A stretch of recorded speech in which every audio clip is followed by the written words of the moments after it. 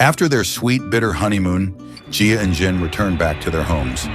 At Gia's home, her mother had cooked a lot of dishes, and there were boxes lying around in the apartment. Gia found it unusual, so she asked about the food in boxes.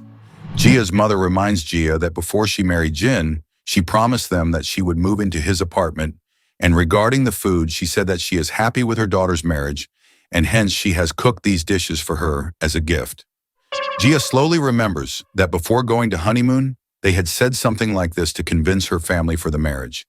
When she was compiling all this, her parents came to her and said, "My little daughter, go and live a happy life. You can do this." And then they slowly push her out of the house. Now Gia understands why her mother was cooking all these dishes. She packs all her stuff, takes the courier van, and leaves. Gia was very sad to leave her parents. After arriving at Jin's house, she suddenly remembered an old cartoon theme song, which says, "It's okay to make mistakes because you're not an adult yet." She didn't know what it meant at the time, but she understands now.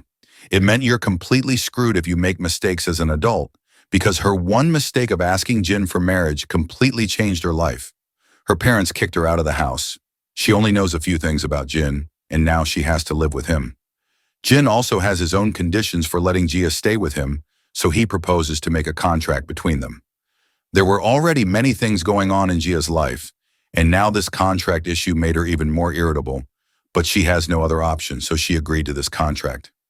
Gia took the contract paper in her hand, and after thinking for a while, she also started mentioning the things she wanted to include in the contract, just like Jin was doing. After some thinking and writing, they both complete their contract. Jin asks Gia if she has completed her contract forms, to which she replies yes. Then Jin says that on the count of 3, the two will show each other their forms. Jin's contract states that Gia must quit smoking, not to worry about the rats in the apartment, and that if she has any questions, she can ask him without hesitation. Gia, on the other hand, mentioned that he has to knock before entering her room, he cannot force her for anything, and thirdly, if he has any issue with her, then he can solve it through communication. After seeing the conditions written by Jin, Gia gets agitated at the point where he mentioned that she should quit smoking, so she asked him how dare he is to ask her to quit smoking when even her father cannot ask her to do so. Jin says he's not asking her to quit smoking immediately, but at least she can cut it down to a moderate level since he doesn't like the smell of smoke. Gia replied that it is very difficult to reduce smoking to moderate levels. If it was that easy, she would have done it already, and then she asked the second point about the mouse.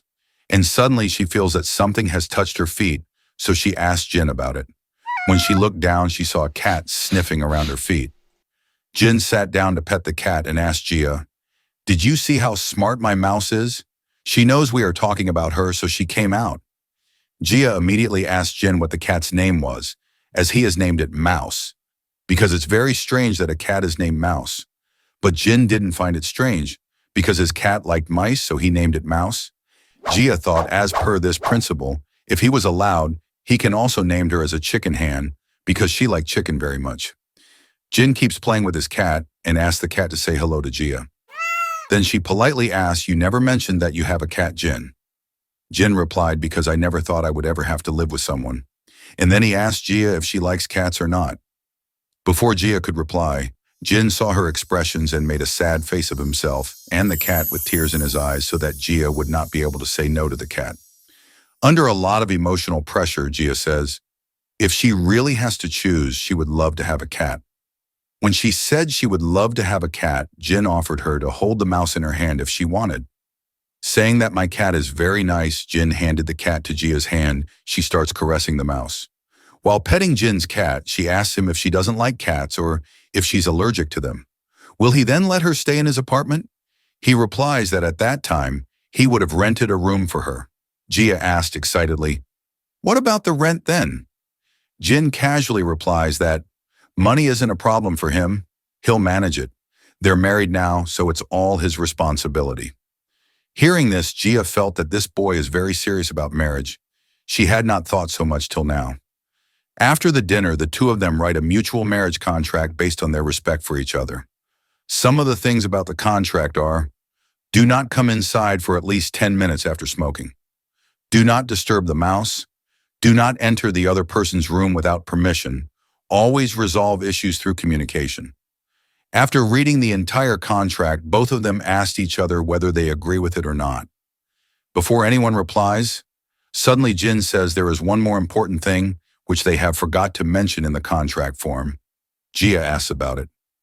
Jin told her that this contract marriage can be terminated at any time by either party, and it is the main point of all the above. Jia agrees with Jin, and then they added this point to the form as well. Both of them then signed the contract in the orthodox manner using their thumb impressions. After signing, Jin says, "Well then, Jia Han, I look forward to living with you." After that, both shook hands. Thanks for watching and comment the best part of this video.